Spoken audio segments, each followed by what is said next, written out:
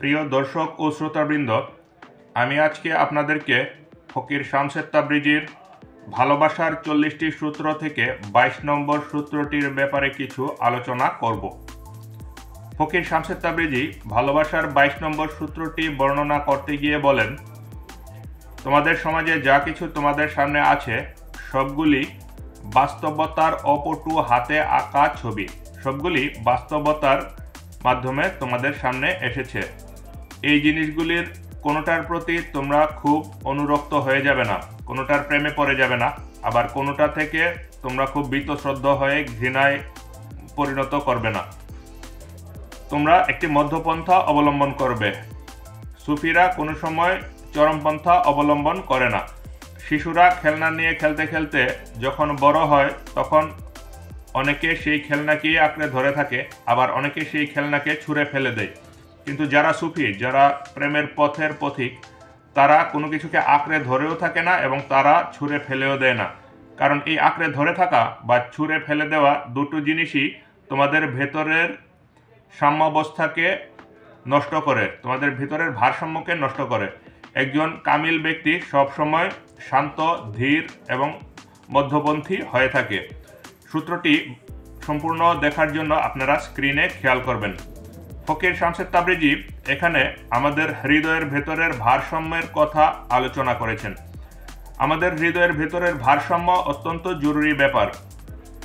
ভারসাম্যহীন হয়ে গেলে আমরা যে কোনো এক পাশে চলে যাব এবং এক পাশে চলে গেলে আমাদের এখানে একটি বাসনা বা লোভের প্রকাশ হবে।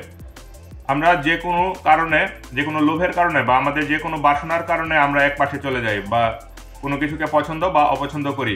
একজন ফকির কবিতার মাধ্যমে বলেছেন যে আমি সবার কল্যাণ চাই, অথচ আমার সাথে কারো কোনো বন্ধুত্ব এবং শত্রুতা নাই। সে কাউকে বন্ধুও বলতে চাচ্ছে না এবং কাউকে শত্রুও বলতে চাচ্ছে না, কিন্তু সে সবার কল্যাণ চাচ্ছে। সবার কল্যাণ চাই মানে সে কারোর প্রতি আকৃষ্টও নয় এবং কারোর প্রতি বীতশ্রদ্ধও নয়। শামসুদ তাবরিজী বলেছেন যে তোমরা যদি কামালিয়াতের পথে চলতে চাও, তোমাদের ভেতরে এই সাম্যাবস্থাটি থাকা খুব জরুরি। আমি একটি ঘটনা উল্লেখ করছি। একদিন একজন কামিল ফকিরের কাছে একজন বড় সৌদাগর এসেছে। বড় সৌদাগর এসে কামিল ফকিরকে বলছে, আমার অনেক ধন সম্পদ আছে, আমার অনেক টাকা পয়সা আছে, আমি অনেক শাস্ত্র মুখস্থ করেছি, আমি অনেক শিষ্য আছে, আমার অনেক ধর্মশিক্ষা প্রতিষ্ঠান আছে, আমার অনেক ছাত্র আছে ইত্যাদি, আমার সব কিছু আছে। তো ফকির বললেন যে তুমি তো সৌদাগর মানুষ, তোমার অনেক বড় মন, আমি তোমাকে একটা কথা বলি, আশা করি তুমি কিছু মনে করবে না। আমার এখানে অনেক ভালো পান করার মতো মদ আছে, তুমি সেই মদ পান করতে চাও? তো সৌদাগর বলল যে হ্যাঁ, আমি তো মদ পান করি, কিন্তু আমি এখন এগুলি ছেড়ে দিয়েছি। আগে আমি মদ পান করতাম, এখন আমি ধর্মের পথে চলে এগুলি ছেড়ে দিয়েছি। ফকির বললেন যে আমার এখানে থাকতে হলে মদ পান করতে হবে, আমার অতিথিদেরকে আমি মদ পান করাই। আমার এখানে থাকলে 2 দিন আমার কথাই শুনতে হবে, তাহলে আপনি আমার কাছ থেকে কিছু পাবেন, না হলে আপনি এখানে থেকে চলে যান, আমার সাথে আপনার কোনো কথা নেই। তো তখন সৌদাগর রাজি হলো যে ঠিক আছে, আর 2 দিন না হয় মদ পান করলাম। তো সেই ফকির সৌদাগরকে বেশি করে মদ পান করালো। ফকির সৌদাগরকে একদম মদ পান করাতে করাতে যতক্ষণ পর্যন্ত সৌদাগরের হুঁশ ছিল ততক্ষণ পান করাতেই থাকলো। মদ পান করতে করতে যখন সৌদাগর একদম বেহুশ হয়ে গেল, তখন সে আবল তাবল বলতে শুরু করলো। তখন ফকির একজন অত্যন্ত সুন্দরী মহিলাকে সেই সৌদাগরের পাশে পাঠালো এবং সেই সৌদাগরের পাশে সোফাতে গিয়ে সেই মহিলা বসে বলল যে আপনি কোথা থেকে আসছেন? সেই সৌদাগর বলল আমি তো বসরা থেকে এসেছি। তো সেই মহিলা বলল আমিও তো বসরায় থাকি, আমি আজকে বসরায় যাব, আপনি কি আমার সাথে যাবেন? তো তখন সেই সৌদাগর বলল যে হ্যাঁ যাব, আর তুমি অনেক সুন্দরী মহিলা, তুমি এক কাজ করো, তুমি আমার স্ত্রী হয়ে যাও। তখন মহিলা বলল যে আপনার না স্ত্রী সন্তান আছে? তখন সৌদাগর বলল যে আমি তোমার মতো আরো অনেক মানুষকে বিভিন্ন জায়গায় লুকিয়ে রেখেছি, তারাও আমার স্ত্রী, তাদেরকে আমি বাড়ি গাড়ি সবকিছু দিয়ে রেখেছি, তারা আমার, আমি যখন খুশি তখন তাদের কাছে যাই এবং তাদেরকে নিয়মিত টাকা পয়সা পাঠাই এবং আমি মদ পানও করি তাদের সাথে, এটা কেউ জানবে না। তো এভাবে সৌদাগর আস্তে আস্তে সব কথা সেই মহিলার কাছে বলে দিল। সেই মহিলা তো ফকিরের নিযুক্ত একজন কর্মী ছিল। সেই মহিলা ফকিরকে সব বলে দিল। পরের দিন যখন সওদাগরের হুঁশ আসলো, তখন ফকির সওদাগরকে বলল যে তুমি এভাবে এই কথাগুলি বলেছ, তোমার এখানে এখানে স্ত্রী আছে, তুমি তাদেরকে লুকিয়ে রেখেছো, তাদেরকে টাকা পাঠাও ইত্যাদি। তো তখন সওদাগর বলল, এগুলি আপনাকে কে বলল? তখন ফকির বলল যে এগুলি তুমি আমাকে বলেছ, এবং তোমার ভেতর থেকে সত্য উদ্ঘাটন করার জন্য আমি তোমাকে বেশি করে মদ পান করিয়েছি। আমার কাছে যে আসে সেই অনেক বড় ধার্মিক, অনেক বড় ভালো মানুষ, অনেক বড় শ্রেষ্ঠ জ্ঞানী মানুষ ইত্যাদি বলে নিজেকে পরিচয় দেয়।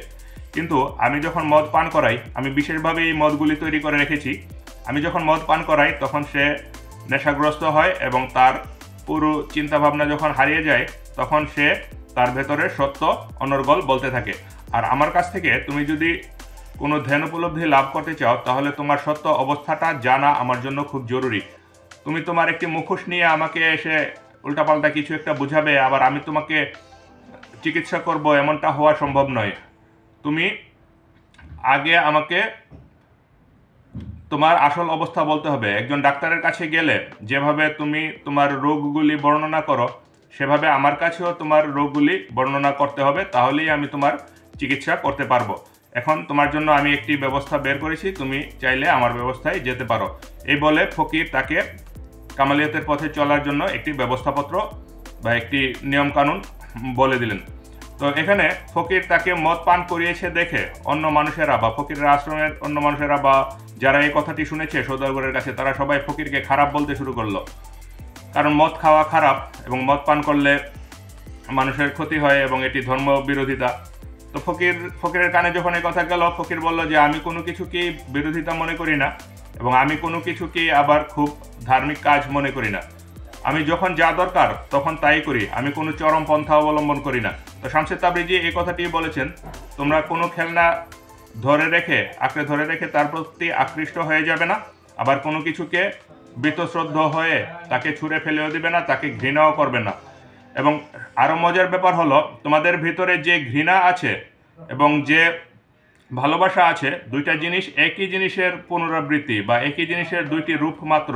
তোমাদের ঘৃণা তোমাদের ভালোবাসারই প্রকাশ, আবার তোমাদের ভালোবাসা যত জমবে, শুধুমাত্র কামেল ব্যক্তিদের পরম প্রেম বাদে পরম ভালোবাসা, শামসে তাবরিজি যে ভালোবাসার কথা বলছেন সেই ভালোবাসার কথা আলাদা। সেই ভালোবাসা বাদে এই পৃথিবীতে যত কিছু তোমাদের ভালো লাগা আছে, সেই ভালো লাগার পেছনে একটি ঘৃণা লুকিয়ে আছে।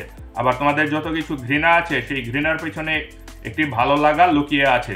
তো এই ঘটনাটি বোঝানোর জন্য আরেকটি গল্প আমি উল্লেখ করছি। একদিন একজন কামিল ফকিরের কাছে একজন শিষ্য আসলো। সেই শিষ্য যখন কামিল ফকির থেকে পরম জ্ঞানের দীক্ষা লাভ করলো, তখন সে তার বাড়িতে যাওয়ার সময় একজন নর্তকী মহিলার বাড়ির উপর দিয়ে যেত। তো সেই শিষ্য নর্তকী মহিলার সাথে দেখা হবে ভেবে আরো 2 কিলোমিটার ঘুরে এবং একটি খাল পার হয়ে তার বাড়িতে যেত। তো তাকে কেউ জিজ্ঞাসা করলে বলতো যে ওই খারাপ মহিলার চেহারা আমি দেখতে চাই না, এই জন্য আমি অনেক ঘুরে এবং খাল পার হয়ে আমি আমার বাড়িতে পৌঁছি। অন্য রাস্তা দিয়ে আসলে খারাপ মহিলাকে দেখতে হবে। তো এভাবে চলতে চলতে কিছুদিন পর সে খারাপ মহিলার বাড়ির উপর দিয়ে আবার আসা শুরু করলো এবং সেই নর্তকী মহিলাকে ডেকে তার সাথে ভালো মন্দ জিজ্ঞাসা করতে লাগলো এবং ওই মহিলার সাথে প্রত্যেকদিন হাসি দিয়ে কথা বলে সে তার বাড়িতে আসতে শুরু করলো।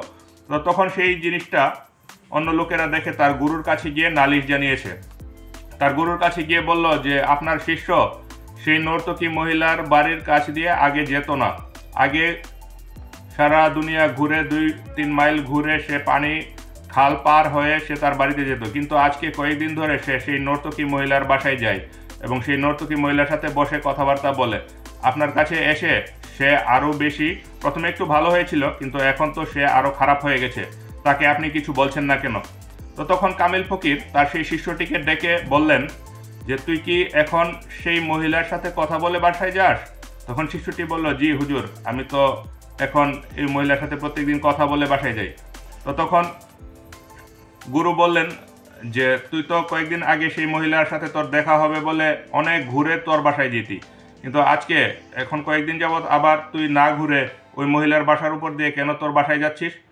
তো তখন সেই শিষ্যটি বলল যে প্রথমে আমার চোখ অন্ধ ছিল এবং আমি জিনিসটা বুঝতে পারতাম না। আসলে ওই মহিলার প্রতি আমার তীব্র আসক্তি আমাকে সেই মহিলার কাছ থেকে দূরে সরিয়ে রেখেছিল।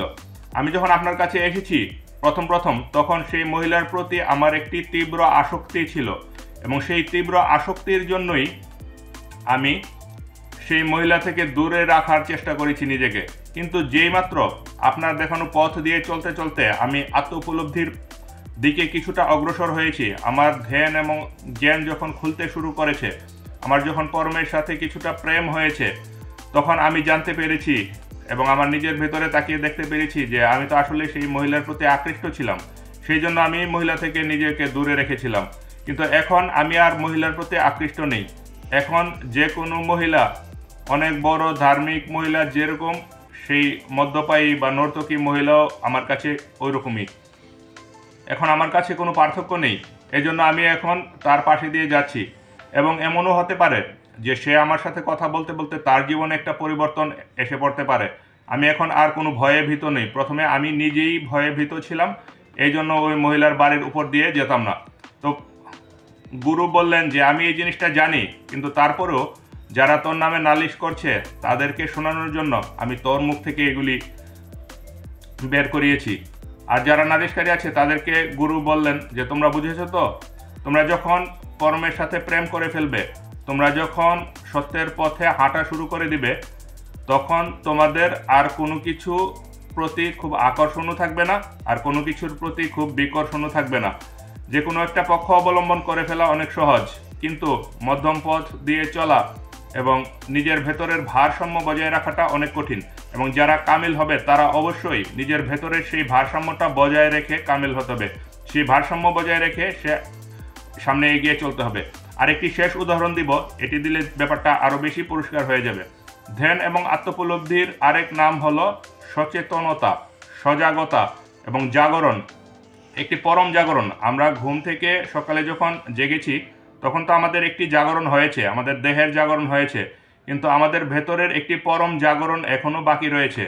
যখন আমরা ধ্যানের মাধ্যমে লোভ, হিংসা, অহংকার ও অন্য সকল বাসনা থেকে সম্পূর্ণ মুক্ত হয়ে যাব, তখন আমাদের সেই পরম জাগরণ ঘটিত হবে। এবং সেই পরম জাগরণকেই বলা হয় ধর্ম। যার পরম জাগরণ হয়েছে সেই ধার্মিক হয়েছে। তো তোমাদের ব্যাপারটা হলো, সার্কাসে যারা খেলা দেখায় তাদেরকে দেখবে তারা একটি চিকন দড়ির উপরে দিয়ে হাঁটতে থাকে, এবং একটি চিকন দড়ির উপর দিয়ে হাঁটার সময় তারা আরেকটি বড় লাঠিকে হাতে নিয়ে রাখে। তাদের দুই পাশে, দুই হাতের দিকে দুই পাশ দিয়ে লাঠিটি অনেক বড় থাকে, এবং বড় লাঠিটি নিয়ে তারা চিকন দড়ির উপর দিয়ে হাঁটে। হাঁটতে হাঁটতে তারা যদি একটু ডান দিকে ঝুঁকে যায়, তখন সাথে সাথে তারা সেই লাঠিটিকে একটু বাম দিকে নিয়ে যায়। বাম হাত দিয়ে লাঠিটিকে একটু বাম দিকে নিয়ে যায়, নিয়ে গেলে লাঠির ভর বাম দিকে যাওয়ার ফলে সে সাম্য অবস্থায় চলে আসে। আবার যদি সে একটু বাম দিকে ঝুঁকে যাচ্ছে দেখে, তখন সে ডান হাত দিয়ে লাঠিটিকে একটু ডান দিকে নিয়ে যায়। ডান দিকে নিয়ে গেলে সে সাম্য অবস্থায় থাকে, ডানে বা বামে কোনো দিকে ঝুঁকে পড়ে না। যদি লাঠিটি না থাকে তাহলে সে একদিকে ঝুঁকে গেলেই সে সেই চিকন দড়ির উপর দিয়ে আর হাঁটতে পারবে না, সে পড়ে যাবে। তো তোমাদের ধ্যানের পথটি, ধর্মের পথটি ঠিক এরকম। তোমরা একটা চিকন পথ দিয়ে তোমরা হাঁটছ, এবং সেই চিকন পথের মধ্যে হাঁটতে হাঁটতে তোমাদের সাম্যাবস্থা বজায় রাখতে হবে, এবং তোমাদের উপলব্ধি, তোমাদের কামালিয়াত এবং তোমাদের জাগরণ, তোমাদের দৃষ্টিভঙ্গি হলো তোমাদের সেই লাঠিটির মতো।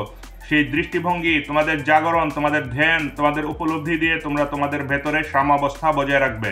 তোমরা যেন কোনো দিকে ঝুঁকে না পড়ো, তোমরা যেন কোনো কিছুর প্রেমে না পড়ে যাও। তোমরা যেন, প্রেম বলতে আমি ওই শামসের তাবরিজি যে পরম প্রেমের কথা বলছে তার কথা বলছি না। প্রেম বলতে ভালো লাগার কথা বলছি, কোনো কিছুর প্রতি আকৃষ্ট হয়ে যাওয়াকে বলছি, মোহকে বলছি। তোমরা যেন কোনো কিছুর মোহে পড়ে না যাও, আবার তোমরা যেন কোনো কিছু থেকে খুব বীতশ্রদ্ধ হয়ে না যাও, কোনো কিছুর প্রতি ঘৃণা যেন তোমরা পোষণ না করো। তোমরা ঠিক মধ্যম পথ দিয়ে চলবে, এবং মধ্যম পথ দিয়ে চললেই তোমরা পরমের প্রেম লাভ করতে পারবে এবং ভালোবাসার পথে অগ্রসর হতে পারবে। শামসের তাবরিজি তার এই 22 নম্বর সূত্রটির মাধ্যমে এই জিনিসটি বোঝাতে চেয়েছেন। আপনারা সবাই অনেক কষ্ট করে এতক্ষণ ভিডিওটি দেখেছেন, এই জন্য আপনাদের সবাইকে অসংখ্য ধন্যবাদ। এরকম আরও ভিডিও পাওয়ার জন্য আমাদের সঙ্গে থাকবেন।